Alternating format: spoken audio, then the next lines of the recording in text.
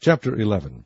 And the Lord spake unto Moses and to Aaron, saying unto them, Speak unto the children of Israel, saying, These are the beasts which ye shall eat among all the beasts that are on the earth.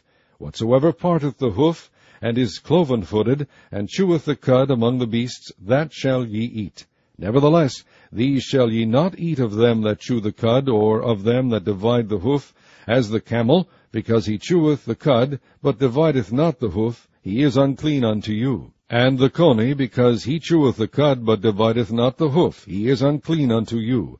And the hare, because he cheweth the cud, but divideth not the hoof, he is unclean unto you. And the swine, though he divide the hoof, and be cloven-footed, yet he cheweth not the cud, he is unclean to you. Of their flesh shall ye not eat, and their carcass shall ye not touch, they are unclean to you. These shall ye eat of all that are in the waters. Whatsoever hath fins and scales in the waters, in the seas, and in the rivers, them shall ye eat. And all that have not fins and scales in the seas, and in the rivers, of all that move in the waters, and of any living thing which is in the waters, they shall be an abomination unto you. They shall be even an abomination unto you. Ye shall not eat of their flesh, but ye shall have their carcasses in abomination. Whatsoever hath no fins nor scales in the waters, that shall be an abomination unto you. And these are they which ye shall have in abomination among the fowls. They shall not be eaten. They are an abomination. The eagle, and the ossifrage, and the osprey, and the vulture, and the kite after his kind, every raven after his kind, and the owl, and the nighthawk, and the cuckoo, and the hawk after his kind, and the little owl, and the cormorant, and the great owl, and the swan, and the pelican, and the gyre-eagle, and the stork, the heron after her kind, and the lapwing, and the bat. All fowls that creep, going upon all four, shall be an abomination unto you. Yet these may ye eat of every flying creeping thing that goeth upon all four, which have legs above their feet, to leap withal upon the earth. Even these of them ye may eat, the locust after his kind, and the bold locust after his kind, and the beetle after his kind, and the grasshopper after his kind. But all other flying creeping things which have 4 feet shall be an abomination unto you, and for these ye shall be unclean. Whosoever toucheth the carcass of them shall be unclean until the even. And whosoever beareth aught of the carcass of them shall wash his clothes, and be unclean until the even.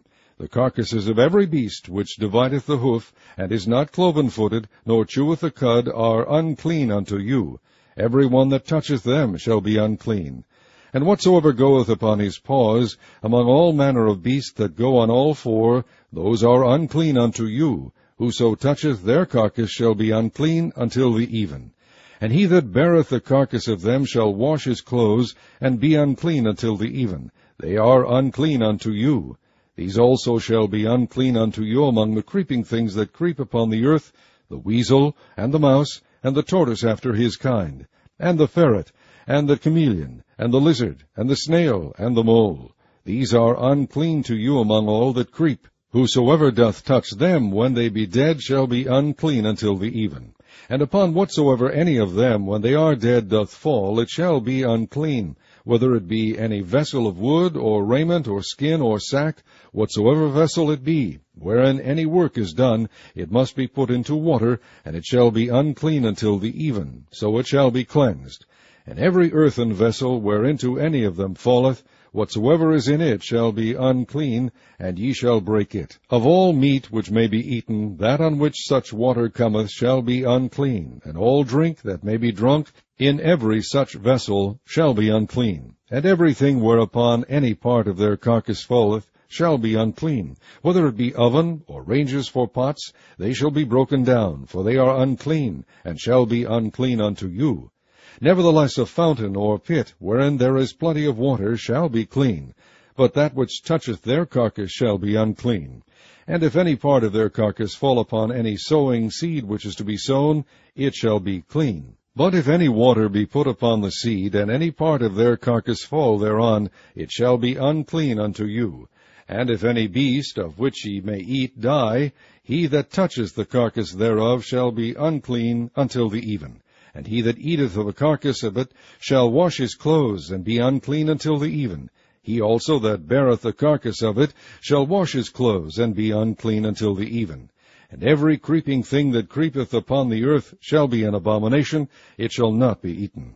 Whatsoever goeth upon the belly, and whatsoever goeth upon all four, or whatsoever hath more feet among all creeping things that creep upon the earth, them ye shall not eat, for they are an abomination.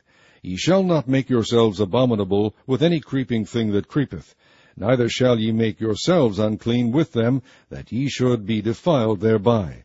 For I am the Lord your God. Ye shall therefore sanctify yourselves, and ye shall be holy, for I am holy. Neither shall ye defile yourselves with any manner of creeping thing that creepeth upon the earth. For I am the Lord that bringeth you up out of the land of Egypt, to be your God. Ye shall therefore be holy, for I am holy. This is the law of the beasts, and of the fowl, and of every living creature that moveth in the waters, and of every creature that creepeth upon the earth, to make a difference between the unclean and the clean, and between the beast that may be eaten and the beast that may not be eaten.